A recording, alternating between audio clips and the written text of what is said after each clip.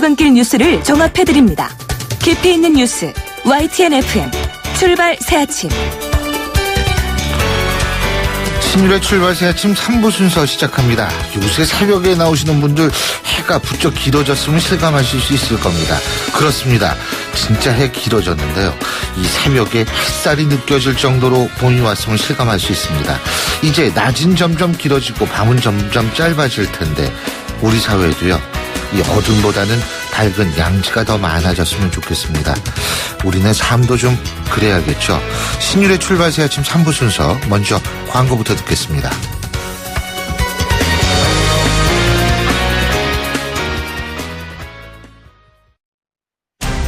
온도와 습도를 항상 일정하게 유지시켜주는 항온항습기 전문기업 AR.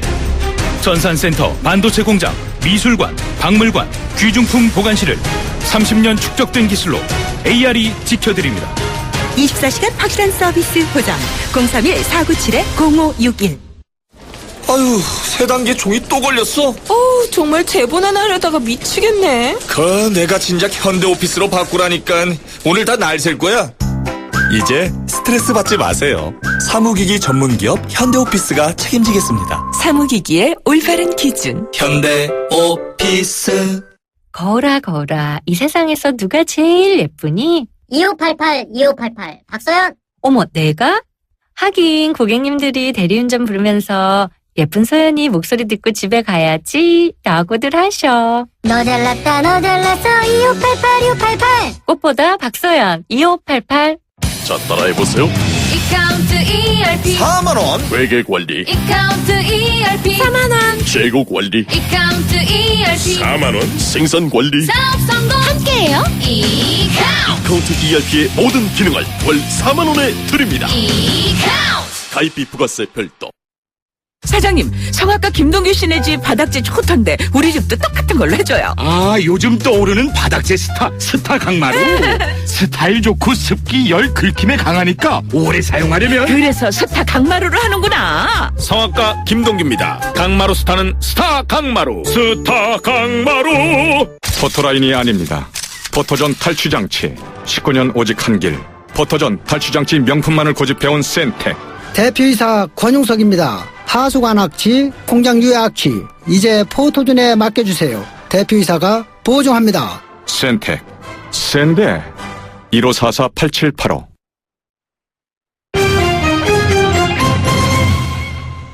경제뉴스 알아보겠습니다. 한국경제신문의 정인설 기자 스튜디오에 직접 나와 계십니다. 어서 오십시오. 안녕하세요. 네. 우리나라 면세점에서 파는 상품의 이익률이 최고 50%가 넘는 것으로 지금 조사가 됐네요. 이만큼이나 남아 이렇게 다들 놀라실 수도 있을 것 같은데 네. 현재가 그렇다는 건 아니고요. 2009년, 2011년 그 사이 때를 얘기하는 겁니다. 원래 마진율은 다들 영업 비밀이라서 공개를 하지 않잖아요. 그렇죠. 그러니까 어떻게 공개됐냐. 공정거래위원회가 롯데면세점, 신라면세점 담합 사건을 조사하는 과정에서 이 마진율이 드러났는데 2010년 기준 한번 봤어요. 롯데면세점 같은 경우에는 선글라스, 안경, 면세점 가면 되게 비싸잖아요. 네. 알고 봤더니 마진율이 50.3%. 비싼 고가의 수입산 선글라스들이 특히 이랬을 것 같고요. 화장품은 48.2%, 시계가 38.8%, 전자제품이 그나마 낮은 게 26.5%고요. 이 마진율이라는 게 다 이익이 되는 건 아닙니다. 이제 보통 면세점 같은 경우에는 여기서 여행사 리베이트 많이 주고요. 가이드가 면세점 데리고 20%, 10%, 30% 이런 수수료 주거든요. 그다음에 임차료 이거 빼면 실제적인 영업이익률은 한 10%대가 아닌가 이렇게 공정위는 추정을 했고 롯데면세점이나 신라면세점은 그것도 안 된다. 다 옛날 얘기고 지금 옛날 황금알 낳는 거의 시절 얘기고 지금은 경쟁이 치열해져서 영업이익률도 한 7, 8% 정도밖에 안 된다 이렇게 설명을 하고 있습니다. 아, 그렇군요. 자, 그리고 말이에요. 국내 미세먼지가 이게 갈수록 심해지고 있는데 이게 참 이게 전부 중국 덕분이에요. 80%가 넘는다며요. 그러니까 진짜 우리가 좋은 이웃을 뒀습니다. 네. 정말 좋은 이웃이죠. 이렇게 도움을 많이 줄 수가 있어요. 그러니까 보호복도 하고 미세먼지 주고 황사도 주고. 그러니까 매일 마스크 끼일 수 있게 해주고요. 그죠? 보통 이게 환경부가 분석을 했는데 3월 17일부터 21일까지 닷새간 한번 이때가 상당히 미세먼지 농도가 높았었어요. 네. 근데 한번 미세먼지 다 어디서 왔나 봤더니 해외에서 기여율이 62에서 많은 날은 80%까지 올라갔습니다. 예. 특히 가장 높았던 때가 21일. 이 86%까지 올랐습니다. 근데 이제 해외 이게 어디 중국에서 왔다, 아니면 몽골에서 왔다, 러시아에서 왔다라는 거 뭐 먼지에 써 있지는 않잖아요. 미세먼지. 그렇죠. 근데 메이드 인 차이나 뭐 이렇게 써 있는 건 아니죠. 이렇게 붙였으면 좋겠어요. 그래서 예. 딱 셔터를 내려서 예. 안 받았으면 좋겠는데 해외 미세먼지가 대부분 중국발이겠죠. 그래서 중국발 미세먼지가 아니겠나 이렇게 보는 거고요. 평상시에는 보통 우리 한 30에서 50 정도입니다. 근데 3월 특히 봄철에 특히 심하니까 80%까지 올랐다라는 거고 너무 심하잖아요. 그래서 내년부터 중국, 우리나라, 일본, 러시아, 북한, 몽골 6개국의 이제 미세먼지 대처 방안, 다자간 협력체를 출범시키는데 과연 중국이 적극적으로 나설까요? 이게 문제죠. 황사 자체도 중국이 적극적으로 나서질 않고 있잖아요. 맞습니다. 나무 미세먼지 가지고 나서겠어요? 근데 적극적으로 나서는 분야가 또 있어요. 맞습니다. 사드 보호복인데 말이에요.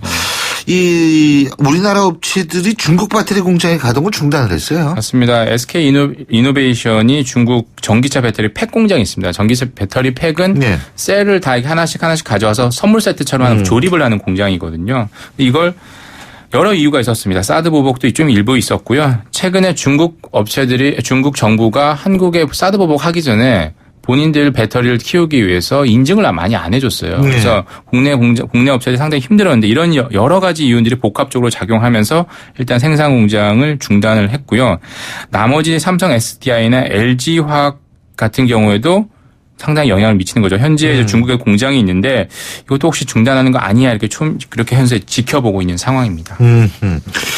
그리고 중국 주재 우리나라 대사는 중국 당국의 롯데마트 업계 재개를 공식 요청했다고 하는데 물론 이거는 어떤 그 제스처가 필요할 수도 있죠. 당연히 해야 될 일이죠. 사실 근데 그동안 안 했다면 그렇죠. 더 문제였겠죠. 김장수 주중 한국 대사인데 공식 서한을 롯데마트 영업을 할 수 있게 해달라.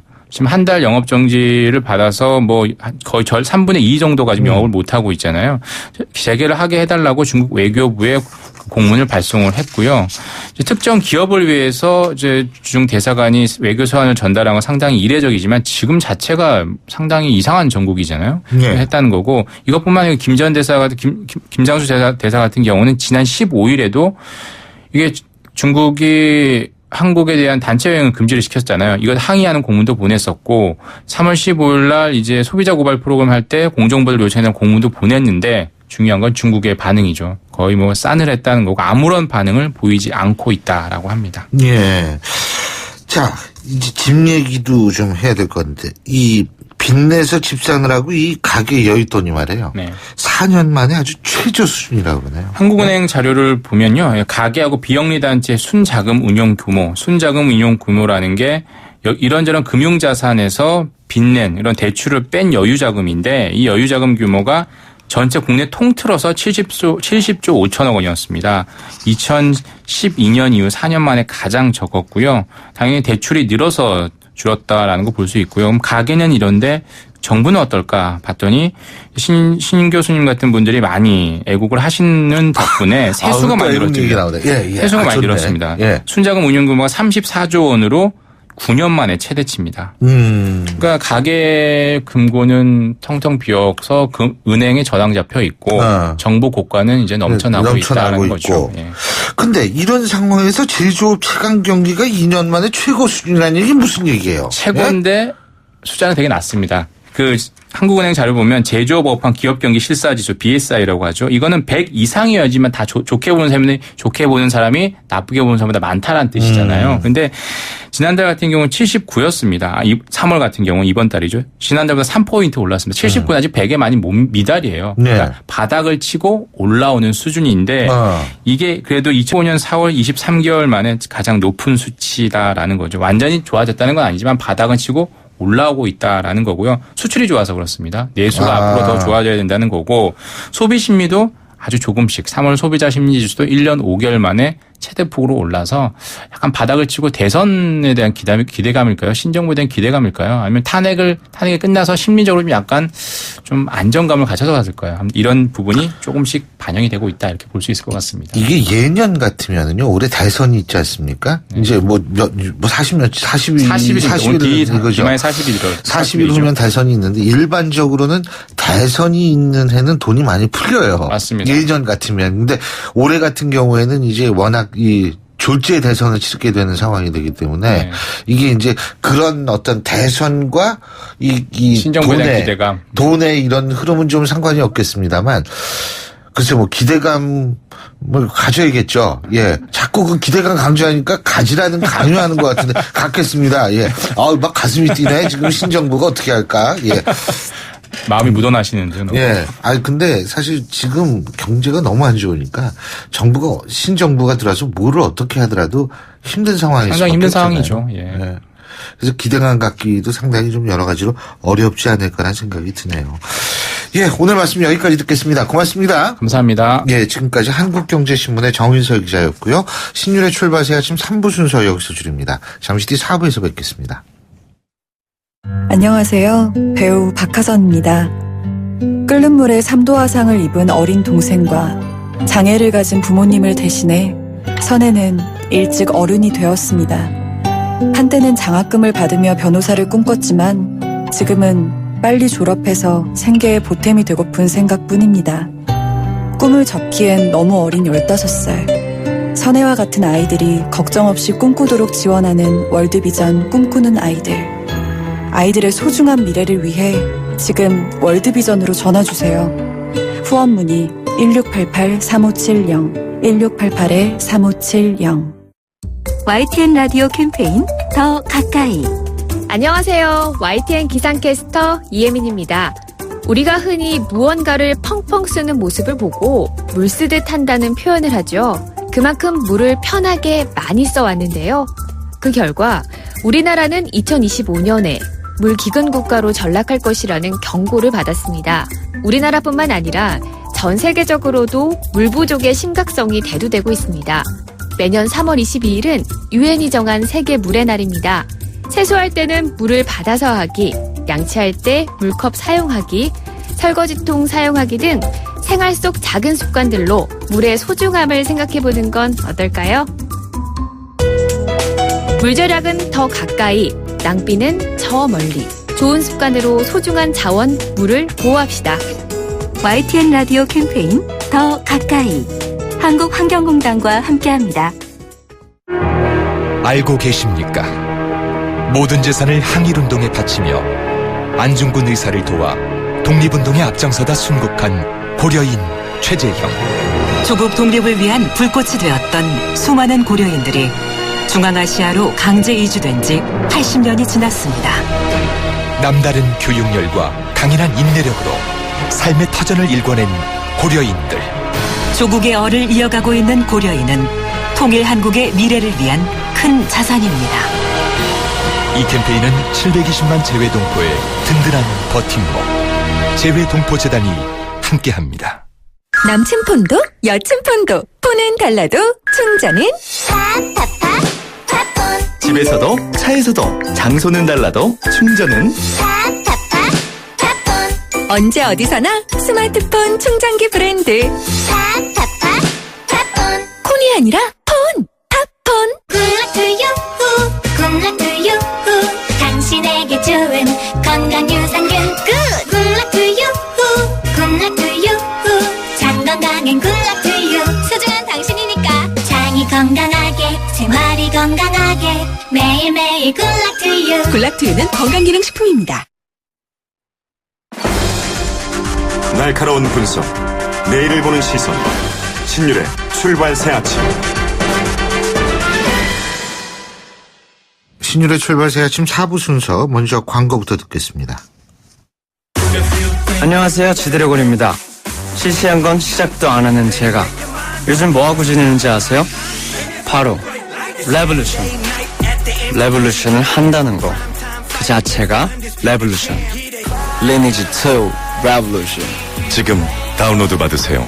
12세 이용가 프리미엄 스포츠 세단을 합리적인 가격으로 타고 싶은 당신에게 제규어가 XF 국내 출시 10주년을 기념하여 3월 한 달간 특별 가격이나 프로모션을 준비했습니다. 합리적인 가격으로 XF를 소유할 절호의 기회. 지금 제규어 전시장에서 만나보세요. XF 프레스티지 포트폴리오 모델에 적용.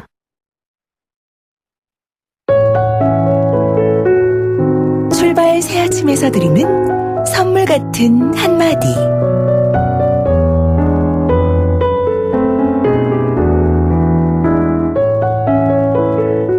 누군가 나의 마음을 상하게 하는 것을 그냥 덮고 지나가지 마라. 사랑한다고 해서, 나이가 많고 직위가 높다고 해서 상대가 나를 마음대로 휘두르게 둬서는 안 된다. 그러니까 내가 허락하지 않는 이상 너는 나에게 함부로 상처를 줄 수 없다는 단단한 마음을 갖고 삶을 헤쳐나가길 바란다.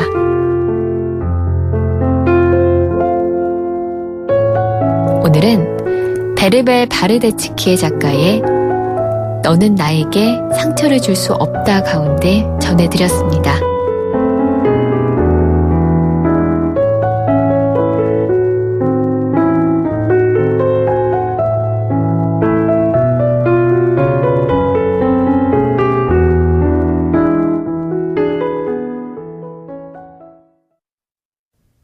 YTN 라디오 신율의 출발 새아침.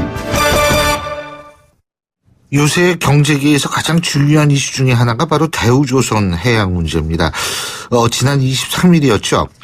대우조선에 대한 더 이상의 추가 지원은 없다던 정부가 신규 자금을 투입하는 등 이 지원 방안을 또다시 내놓았는데요. 살리는 데 드는 돈보다 죽이는 데 드는 돈이 너무 많다.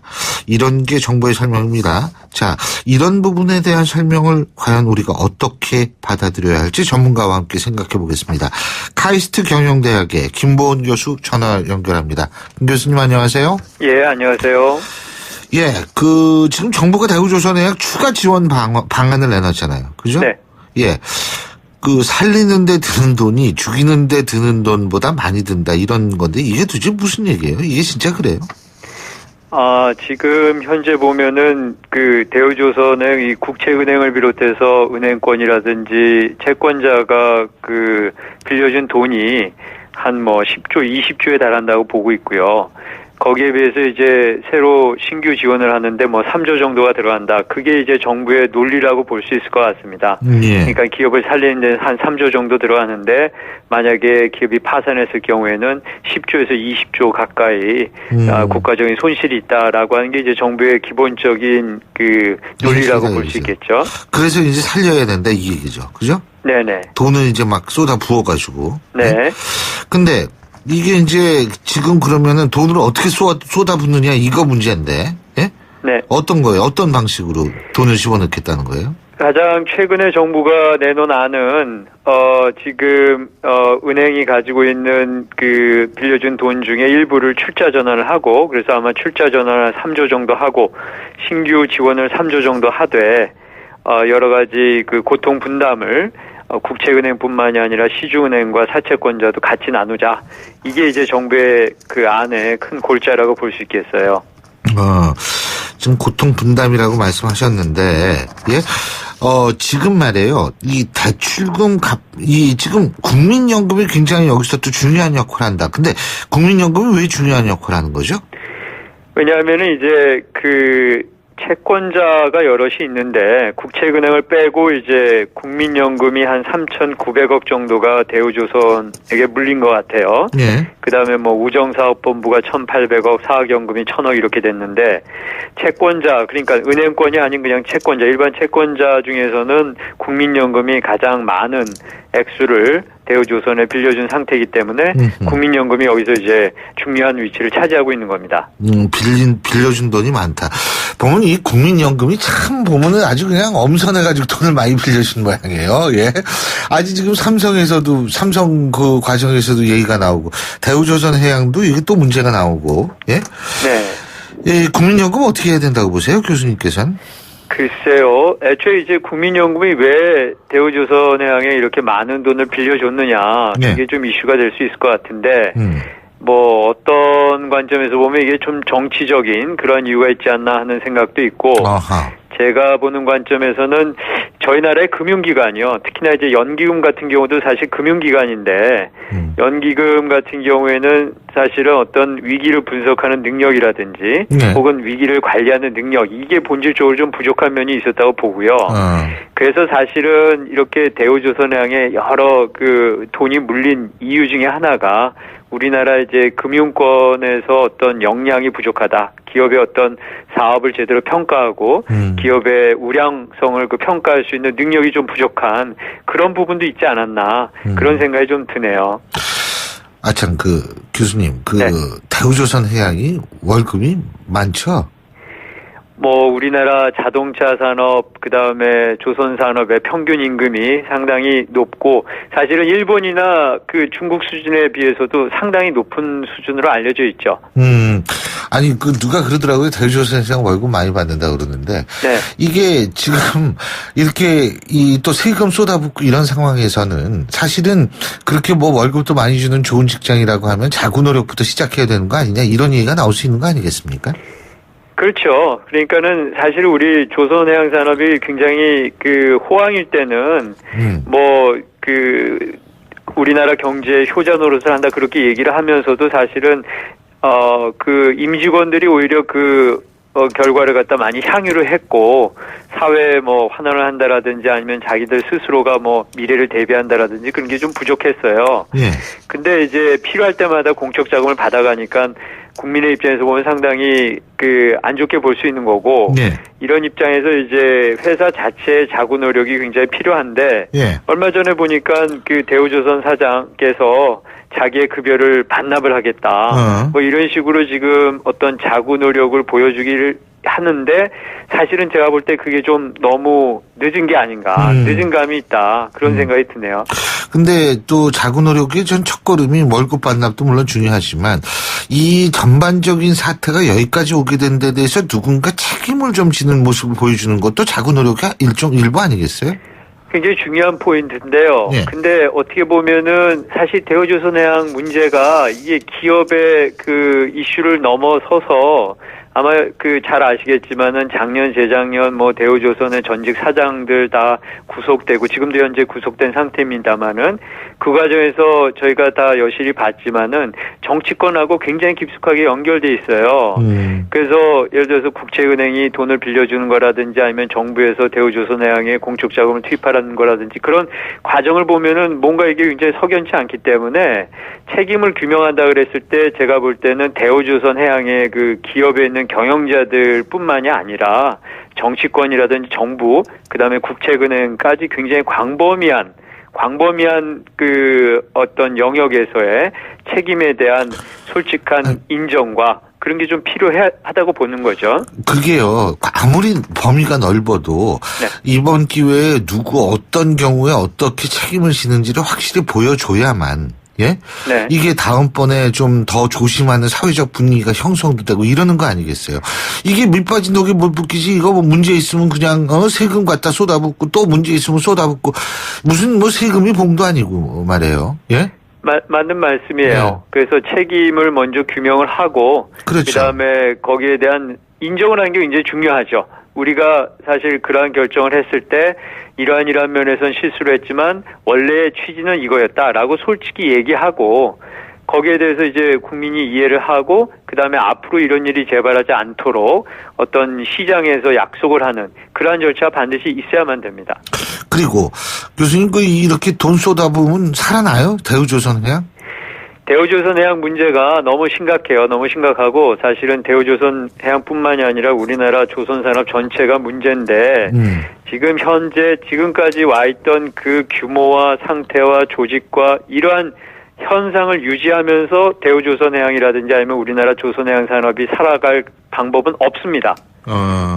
무슨 말씀이냐면은 정부에서 지금 돈을 쏟아붓는데 그 기본적인 전제가 대우조선이 지금까지 있었던 그 형태나 조직이나 구성을 그대로 가져가겠다는 거면은 성공할 수가 없어요. 예. 그러니까 굉장히 고통스러운 과정이 필요한데 예를 들어서 극단적으로 보면은 대우조선해양이 반으로 잘라져 가지고 나쁜 부분은 매각이 되거나 아니면은 좋은 부분은 살려 가지고 합병을 하거나 이런 근본적인 틀을 바꾸는 구조조정이 필요한데 과연 그것을 누군가가 책임지고 할 수 있는 그러한 그 주체가 지금 있느냐, 그 리더십이 있느냐, 그게 굉장히 관건이고요. 그게 없는 한에는 지금 돈을 쏟아부어도 저는 개인적으로 희망이 그렇게 크지 않다고 봅니다. 그러면 하여간 뭐 여러 가지 고민이 정부도 깊은 줄은 알겠습니다만 문제는 이게 대우조선 해양뿐만이 아니라 과거의 사례도 유사한 사례가 많았고 이른바 뭐 공적 자금이다 뭐다 해서 세금 쏟아부은 게 한두 번이 아니고 예? 네. 그렇다고 해서 그것이 또 앞으로 더 나아진 미래를 약속하느냐 하면 그것도 아니었고 네. 얘기는 계속 반복되고 이게 그러니까 이 악순환은 끊어야 되는데 그게 참 힘든 모양이에요. 예. 그러니까는 사실은 우리 지금 말씀하신 것처럼 이게 계속 반복되다 보니까 어떤 도덕적 해이가 만연한 거예요, 사실은. 그렇죠. 그런가 보다. 결국은 내가 이렇게 잘못해도 그다음에 내가 이런 식으로 해도 결국은 이게 대마불사기 때문에 정부에서 결국은 돈을 줄 것이다. 그다음에 국민의 세금으로 공적 자금이 들어올 것이다. 그런 생각을 하면은 경영자가 어떻게 제대로 기업을 경영하고자 하는 뭐라 그럴까요? 인센티브가 있을 수 있겠어요. 그러다 보니까 이런 악순환이 지속되는데 저는 이걸 정말 저희가 어떤 중독 증상이 있을 때 그걸 끊으려면 금단 현상이라고 하는 게 있지 않습니까? 네. 근데 그 금단 현상을 극복하지 않으면 그 중독을 끊을 수가 없어요. 그러니까 지금 이 경우에서 금단 현상이라고 하는 것은 예를 들어서 지금 이게 기업이 도산하면은 엄청난 은행권에서 손실이 난다라든지 이런 논리를 자꾸 펴는 것은 결국은 이대로 그대로 가겠다는 거거든요. 그래서 엄청난 고통에 대한 결단이 나와야 됩니다. 사회적인, 경제적인, 그다음에 정치적인 결단이 나와야 되는데 그걸 받아들일 만한 준비가 우리나라 경제 시스템이나 정부에 아직 없다는 거죠. 진짜 좀 답답하네요. 그죠? 예. 네. 교수님 오늘 말씀 고맙습니다. 잘 들었습니다. 감사합니다. 네, 고맙습니다. 예, 지금까지 카이스트 경영대학의 김보원 교수였습니다.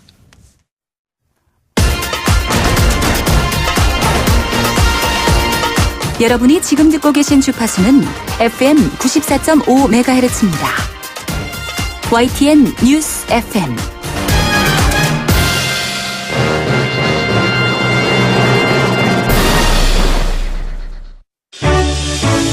역사의 시선으로 뉴스를 읽어봅니다. 히스토리 뉴스.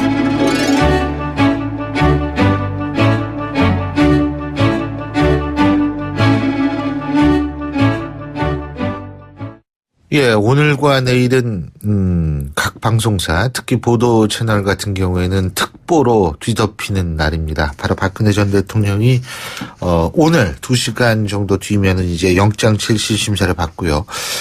내일 새벽 정도면은 구속 여부가 판가름 날 것이기 때문에 그런데요. 자, 이번 심사, 이 최순실 게이트 핵심 쟁점이 혐의가 바로 뇌물죄죠. 자, 오늘은 부정부패의 아이콘, 이 뇌물의 역사에 대해서 얘기해보고요. 옛날엔 이런 뇌물죄를 어떻게 다스렸는지 좀 알아보겠습니다. 자, 목요일의 남자시죠. 역사학자 전우영 교수님 스튜디오에 나와 계십니다. 어서 오십시오. 네, 안녕하세요. 예, 우리 정 교수님 뇌물 받아보신 적 있으시죠? 없습니다. 예, 없으세요? 예. 농담이었고요. 예, 뇌물도 한번 받을 정도 위치가 우리가 또 대보고 해야 되는데 이게 받은 그 위치가 안 돼가지고 말이에요. 예. 근데 이 뇌물은 옛날부터 있었죠? 그러니까 이게 이름이 이제 일단 재밌어요. 네. 첫째는 이제 뇌물입니다. 이건 물물 교환 시대부터 있었다는 얘기고요. 화폐가 나오기 전부터. 이 뇌라는 글자는요, 한자로 보면은 이 재화를 뜻하는 조개패자 옆에다가 따로 각자를 붙였어요. 예. 그러니까 공동체 또는 이제 집단에 대한 공적 성격보다는 나만 잘 되게 해달라고 바치는 재물 이런 뜻인데 이건 나만 잘 되게 다른 사람 말고 그렇죠. 나만 잘 되게 해달라. 그걸로 바치는 재물이라는 의미를 가질 겁니다. 그래서 공동체가 형성되고 그 내에 위계가 생긴 이래로 쭉 있어왔던 것이라고 이제 추정할 수 있겠죠. 이름 자체에서요. 근데 나만 잘 되는 거, 그 사실 뭐, 그 다 같이 잘 되는 것보다 나만 잘 되는 게 더 속이 시원하죠. 예. 근데 이 뇌물, 나만 잘 되게 하는 뭐 이유 뭐 여러 가지가 있을 수 있겠습니다만, 그러면은, 근데 저는 사실 그 시대와 장소와 환경에 따라서 뇌물이 다를 것 같아요. 옛날에는 뭐. 그러니까 기본적으로는 이제 두 가지예요. 하나는 나에게만 특별히 이익을 달라. 관직이든 아니면 경제적인 이익이든 간에 좋은 자리를 달라고 내는 것이 첫 번째고요. 매관매직 형태의 뇌물이 있고요. 두 번째는 다 잘못해서 다 죄에 걸렸는데 나만 좀 빼달라. 이제 죄를 형벌을 면하게 해달라는 의미의 뇌물이 있었고요. 크게 보면 두 가지죠. 이익을 더 달라고 하든지 아니면 나의 피해만 굳이 해달라고 하든지 이런 용도로 이제 뇌물을 사용을 했고요. 대체로 효과가 좋았고요. 그렇군요. 근데 예를 들면은 저는 뇌물의 그 종류 있잖아요. 종류라는 게 물건, 갖다 줘서 기분 좋은. 이거는 그 시대와 환경, 사회에서 희귀한 물건을 좀 얻기 어려운 걸 갖다 주는 거 그런 거 아니었어요? 그렇다기보다도 그 시대에 일반적으로 좀 가치가 있다고 평가돼요. 아니면 이제 이 타겟형 뇌물이 따로 있긴 있었는데요. 예를 들면. 그러니까 이제 뭐 누가 어떤 음식을 좋아한다 그러면 이제 음식을 뇌물로 바치는 경우도 있고요. 그리고 이제 뭐 그 시대에 가장 이제 그 교환 가치가 큰 것들, 뭐 이제 토지 문서라든가 노비라든가. 토지 문서는 뭐 요새 뇌물일 수 있죠. 이런 거 가지고요. 가장 이제 문제가 많이 됐던 이걸 뇌물이라고 표현하면 안 되는 건데 사실 사람 뇌물이죠. 그러니까 이제 여성. 미인을 이제 미인계를 미인계라기보다는 일종의 뇌물처럼 바치는 거죠. 그러니까 대표적인 예가 이제 많이 알려진 얘기가 성상납 뭐 이런 식이겠죠. 오늘날 개념으로 얘기하는 뭐 이제 아예 그 첩으로 이제 바치는 거죠. 그러니까 뭐 유명한 얘기 있지 않습니까? 삼국지에 보면은 이제 사도 왕륜이 동탁과 여포를 이간질을 지키기 위해서 자기 양녀를 먼저 이제 동탁에게 첩으로 바쳤다 이런 얘기 있지 않습니까? 이제 중국 고대로부터 무슨 뭐 달기니 아니면 뭐 이런 서신이 하는 미인들이 대개 이제 어떤 정치적 목적을 가지고 궁중에 들여보내는 그런 이제 인물로서 이렇게 묘사가 되죠. 굉장히 오래된 일이죠. 특히 이제 우리나라 같은 경우 이제 연산군, 그러니까 사람의 타겟팅이라고 말씀을 드렸습니다만은 예를 들어 광해군은 음식을 좋아해서 음식 뇌물 바쳐서 출세한 사람도 좀 있었다고 그래요. 그래요? 예를 들면 뭐 잡채라든가. 광해군이 잡채 좋아해. 아니 잡채가 귀한 음식이었던 거 아니죠? 그때 개발했던 것 같아요. 여러 이제 채소를 이제 잘 볶아서 맛있게 만든 것이. 근데 그랬다고 한다면 연산군 같은 경우는 워낙 이제 엽색 행각이 심했죠. 우리가 사실은 이제 이 뇌물도 이게 엽자와 관련이 돼 있어요. 그러니까 그 엽자가 무슨 엽자인데? 사냥한다는 뜻이거든요. 그래서 엽기적이다, 엽색 행각이다, 엽관 운동한다 할 때 전부 엽자가 들어가는데 특히 엽관 운동이야말로 이제 뇌물과 관련이 되겠죠. 그래서 연산군 때는 이제 자기 누이나 딸을 연산군에게 그때는 이제 연산군의 이른바 유흥을 위해서 수많은 여성들을 이제 갖다 연예단처럼 요즘 우리가 그러니까 북한의 기쁨조 비슷한 거다 이거죠. 그런 형태로 묶어서 그 사람들을 흥청이라고 불렀어요. 흥청망청의 흥청이 뭐죠? 그렇죠. 거기서 흥청망청이란 말이 나왔죠. 그래요? 예. 흥청 때문에 나라가 망한다. 저도 뒤로 가다 뒤로 하나 밟은 거예요. 나오는데요. 그래서 그 자기 누이나 딸을 흥청으로 바치고 작은 벼슬자리 얻는 사람들이 그때 또 부지기수로 나왔다고 그러고요. 또 기실은 이제 이런 문제들이 옛날 일만은 아니에요. 사실은 일제강점기에는 이제 억울하게 옥살이하는 이제 아들을 위해서 일본 경찰에게 딸을 상납한다든가. 또 6.25 전쟁 중에도 그런 일들이 이제 많았다고들 그러죠. 그래서 이런 일들이 쭉 있어 와서 어떻게 보면 이제 인류 역사라고 하는 것이 결국 이런 식의 부정한, 특별히 이제 자기만 법을 어기거나 좀 뒤틀거나 아니면 법과 무관하게 특별한 사람에게만 혜택을 주는 이런 뇌물 제도를 뇌물 문화를 없애기 위한 기나긴 싸움의 역사였다. 이렇게 봐도 과언이 아닐 것 같습니다. 근데 교수님, 궁금한 게 있는 게요. 이게 왕한테 뇌물을 주셨다. 예를 들면. 그러면은 절대 왕정 시대에 그거 뇌물죄 성립이 안 되잖아요. 성립이 되죠. 뭐 어떻게 해요? 그러니까 이제 왕이 어떻게 정신을 차리느냐에 따라 다른 거거든요. 그러니까 이제 대표적인 사례가 이제 고종이에요. 그러니까 이건 이제 정치 권력 시스템, 이제 정치 구조에서 나타나는 문제인데 조선 후기쯤 되면 이른바 세도 정치라고 해서 왕이 실질적으로 인사권을 행사하지 못하고 이제 그 세도 가문에 속하는 몇몇 대신들이 인사권을 전행하는 이런 이제 풍조가 만들어지거든요.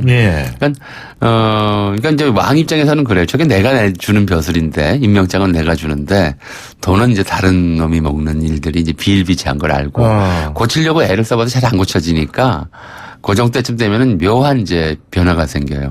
왕이 직접 뇌물을 챙기는 거죠. 그래서 이제 대표적으로 이제 잘 알려진 사례가 민영환의 사례인데, 민영환이 첩장인, 본처 장인이 아니고 첩장인, 이제 별 볼 일이 없는 사람이니까 벼슬 하나 주려고. 첩장인, 첩의 아버지. 셋째 부인의 아버지. 벼슬 하나 주려고 고종한테 부탁을 했대요. 이제 누구 하나 좀. 군수짜리 하나 주십시오. 그랬더니 고종이 알았다 그러고는 발령을 안 내더래요. 그래서 두 번째 얘기를 했더니 또 알았다 그러더랍니다. 그러니까 세 번째 얘기를 했더니 그제서야 이미 벼슬을 줬다 그러더라는 거예요. 그래서 집에 와서 자기 어머니한테 그래도 임금께서 내 말은 좀 들어주신다고 이제 기뻐서 얘기를 했더니 어머니가 하시는 말씀이 상감이 어떤 분인데 맨입으로 되겠느냐. 내가 이미 따로 바쳤다. 이런 얘기를 했다고 하는데요. 말씀대로 이제 왕이 받는 것들은 이제 뇌물이 아니다라고 얘기할 수 있겠지만 이제 절대왕조 시대니까 그렇다 하더라도 이제 이 문제들은 이제 대간들이나 이런 사람들이 왕에 대해서 계속 간언을 하고 그러지 말라고 얘기하고 또 한간에 나쁜 소문이 돌고 그러면서 이제 왕권 자체가 실추되고 이런 결과를 빚기 때문에 경계를 해야 했던 거죠. 근데 교수님, 예를 들면 말이에요. 아까 말씀하신 중에 왕이 이제 이거 내가 임명하는 건데 그 옆에 그 밑에 있는 놈들이 받아먹고 지들이 어떻게 한다. 그거를 예를 들면 왕이 말해. 이거 너 뇌물 받았지. 너 이래가지고 벌 줄 수 있는 거 아니에요? 당연히 벌을 주는데요. 근데 이제 말씀드렸듯이 세도 정치에서는 이제 그게 하나의 관례처럼 돼가지고 쉽게 뭐든지 그렇거든요. 처음에 시작하면은 이제 이게 전례 없는 일이 되고 두 번째 되면 이제 전례 있는 일이 되고 그리고 세 번째 그런가 보다 그러고 세 번째 되면 이제 관례가 되고 그렇죠. 이렇게 되기 때문에 일단 관례가 되면은 이제 바꾸기가 굉장히 어려워지는 거죠. 그래서 법적으로는 이제 뇌물죄에 대한 처벌 규정이 굉장히 엄격했어요. 조선시대에. 그래요? 그러니까 잘 아시다시피 탐관오리 같은 경우는 실제로 그렇게 집행하지는 않았지만. 저는 탐관오리 옛날에 어렸을 적엔 천둥오리, 탐관오리, 오리의 종류인 줄 알았어요. 해방 직후에는 워낙 이제 공무원 임금은 작고 물가는 천정부지로 오르고 이러다 보니까는 공무원 이제 뇌물 받고 하는 것이 정말 관례이자 문화가 됐었어요. 그래서 해방 직후에 감사원장 됐던 분이 이제 정인보 선생인데. 위장 정인보. 정인보 선생인데 그분이 오죽하면 그런 얘기를 했어요. 탐관과 오리를 구분하자. 이제 부정축제형 돈 벌기 위해서 뇌물 받는 놈은 탐관이라고 해서 강력히 처벌하는데 생계형으로 조금씩 받는 이제 하급 관리들은 오리니까 이제 더러울 오자 써서 오리거든요. 더러운 관리. 이거는 생계형이니까 좀 봐주자 이런 얘기까지 할 정도였었어요. 근데 이제 이게 문화 단계니까요. 탐관오리에 대한 이제 죄를 장오죄. 그러니까 이제 직책을 더럽히고 뇌물을 챙긴 죄라고 해서 심하면 이제 관념적으로 팽형이라고 해서 삶아 죽이는 형벌을 이제 내리게 돼 있었고요. 근데 실제로 죽이지는 않고요. 지금 교보빌딩 서울에 광화문 교보빌딩 앞에 물만 끓이고서 그냥 겁만 확 주고 그냥 난다. 해정교라고 있었는데 그냥 거기 들어가서 나와야 돼요. 물은 미지근하게 데피고 들어갔다 나오면 죽은 사람 취급해야 됩니다. 사회적으로. 이런 이제 형벌을 했다고 그러고요.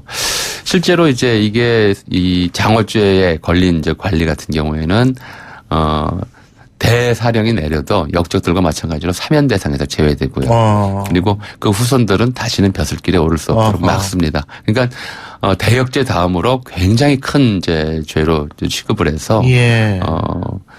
불명예일 뿐만 아니라 대대손손 벼슬길이 끊기는 그런 죄로 취급을 했었죠. 그러니까 사실 이 뇌물이라는 게 그러니까 뭐 세종 때 뇌물 금지법도 만들고 그랬었던 거예요. 얼마나 만연이 됐으면. 아니 경공세전에도 이미 장원죄 처벌법은 있고요. 세종 때만 그런 게 아니라 항상 있었어요. 항상 있었지만 이게 이제 문화에 따라서는 사문화돼서 있으나 마나한 법이 되고 또 있다 하더라도 이 뇌물죄라고 하는 것, 뇌물이라고 하는 것이 기실은 준 사람과 받은 사람만 입을 다물면 모르는 거잖아요. 그렇죠. 알면서도 그러려니 하면서도 또는 그럴 거다라고 추측하면서도 바로 이제 잡기가 어려운 것이고요. 수사가 그래서 뇌물죄가 제일 어려워요. 예. 지금도. 그리고 이제 조선 말기쯤 되면 이게 하나의 시스템처럼 돼요. 특히 이제 경제적인 뇌물 같은 경우 우리가 정경유착이라고 하는데 대략 이제 영정조 무렵 때부터 많이 나오는 단어가 무명잡세라는 말이 나와요. 무명잡세. 예. 이름 없는 잡다한 세금이다라는 거죠. 근데 이게 세금이라면 국가에서 공식적으로 부과하는 것이 세금인데 국가가 부과하는 세금이 아니고 관례상 네. 상인들이 이제 힘 있는 집안 벼슬아치들한테 예. 자기가 뭐 받은 이윤의 일부를 떼주는 거예요. 예. 그래서 이건 이제 공식적으로는 무명잡세 이렇게 기록이 되고 돈 내는 사람들은 푼세라고 불렀어요. 대략 한 이윤의 10분의 1 정도는 뒷배를 좀 봐주십시오라고 해서 일상적이고 제도적으로 내는 그런 돈이 되는 거죠. 이런 게 워낙 이제 일반화돼서 문화처럼 돼 있었습니다. 뭐 요즘은 이제 정말 많이 없어졌다고 저는 보는데, 뭐, 신 교수님도 기억하시겠지만, 한 10여 년 전, 20여 년 전 보면 왜 교통법규 위반해서 교통경찰한테 걸리면 땅지 발급하지 않고 면허증 내면서 은근슬쩍 1, 2만 원 넣어줬잖아요. 좀 어떻게 좀 그렇죠. 예. 그런 것들이 이제 하나의 문화처럼 됐었던 거죠. 그렇군요. 사실 이게 우리가 뇌물 얘기를 하니까 이게 우리 아시아 쪽에서는 예. 사실 제가 예전에 독일에서 유학 시절에 이제 부패로 늘었는데 이 아시아 쪽의 부패 유형이 네포티즘이라고 그래가지고 이 패밀리즘 가족주의 입각한 부패 유형이 많은데 결국 뇌물도 이제 뭐 그래서 옛날에 가족들한테도 좀 주고 그랬겠죠 뭐 당사자한테도 주고 가족들한테 그러니까 주고. 이제 이게 제3자 뇌물수수죄라고 하는 얘기가 그러니까. 최근에 이제 많이 나오지 그렇죠. 않습니까? 예. 그러니까 이제 누구한테 줄대기 위해서는 먼저 이제 문턱을 넘어야 돼요. 그렇죠. 예. 그러니까 뇌물을 준다는 게 한 사람한테만 주면 안 되고요. 이제 일제강점기 보면은 이른바 우리가 친일 부역자 이렇게 부르는 사람들이 있어요. 네. 보면 일본에 자주 갑니다. 예. 근데 가기 전에 짐을 싸요. 예. 이 짐이 이제 이른바 한국의 국보급 문화재들을 쌉니다. 누구한테 가기 위해서는 그 집 드나들기 위한 문지기한테 하나 줘야 되고 예. 또 친척한테 줘야 되고 최종적으로 갈 때까지도 몇 달을 건너는 거죠. 예, 잘 알겠습니다. 오늘 말씀 여기까지 듣겠습니다. 고맙습니다. 네. 예, 지금까지 전우영 교수님과 함께했고요. 자, 신율의 출발 새 아침 목요일 순서는 여기서 모두 줄이겠습니다. 저는 내일 아침 그러니까 박근혜 전 대통령에 대한 구속 여부가 밝혀질 즈음 7시 15분에 여러분 다시 찾아뵙겠습니다. 신율이었습니다. 고맙습니다.